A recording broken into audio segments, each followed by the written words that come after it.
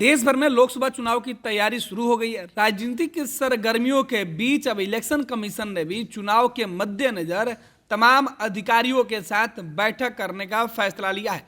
आपको बता दें कि अगले सप्ताह उम्मीद जताई जा रही है कि इलेक्शन कमीशन बैठक करने जा रहा है, जिसमें राज्यों के जो चुनाव पदाधिकारी हैं वो मौजूद होंगे।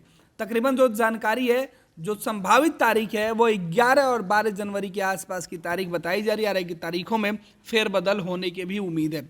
दरअसल मुख्य निर्वाचन पदाधिकारी के अनुसार बैठक में चुनाव की तैयारियों की समीक्षा के साथ साथ संभावित तारीखों पर भी चर्चा होगी।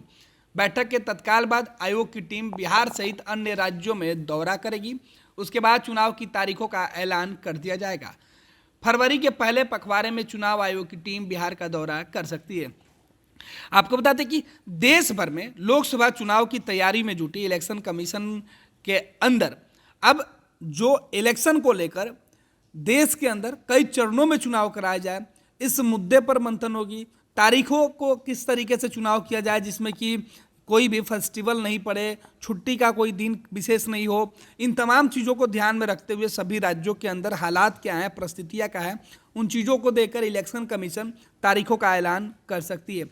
आपको बता दें कि फरवरी के अंत तक जो तारीखों का ऐलान है वो संभवतः हो जाएगा। इसे लेकर इलेक्शन कमीशन कार्य करने पर जुटी हुई है। इलेक्शन कमीशन के अनुसार जो तमाम राज्यों से जो फीडबैक मिलेंगे उसके बाद इन चीज़ों पर फैसला लिया जाएगा। आपको बता दें कि 2019 की तुलना में इस बार चुनाव थोड़ा पहले होने की भी उम्मीद है। फरवरी के अंतिम सप्ताह या मार्च के पहले सप्ताह में तारीखों का ऐलान का है। 2019 में मार्च के महीने में यह घोषणा हुई थी। इस बार होली का पर्व मार्च के अंतिम सप्ताह में, इसको ध्यान में रखकर तारीखें तय होंगी।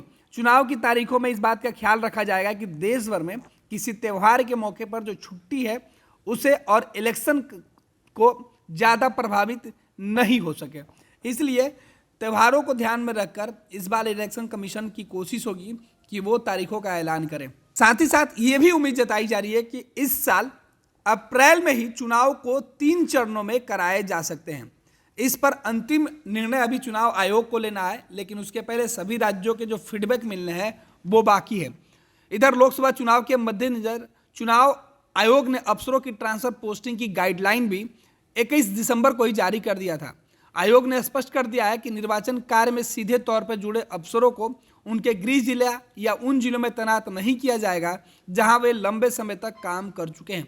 इस दायरे में डीएम, एसपी से लेकर उनके नीचे के कई पुलिस पदाधिकारी के साथ साथ अन्य अधिकारी हैं जिनका ट्रांसफर पोस्टिंग की प्रक्रिया 31 जनवरी तक पूरा करने का निर्देश सभी राज्यों को भेजा गया है।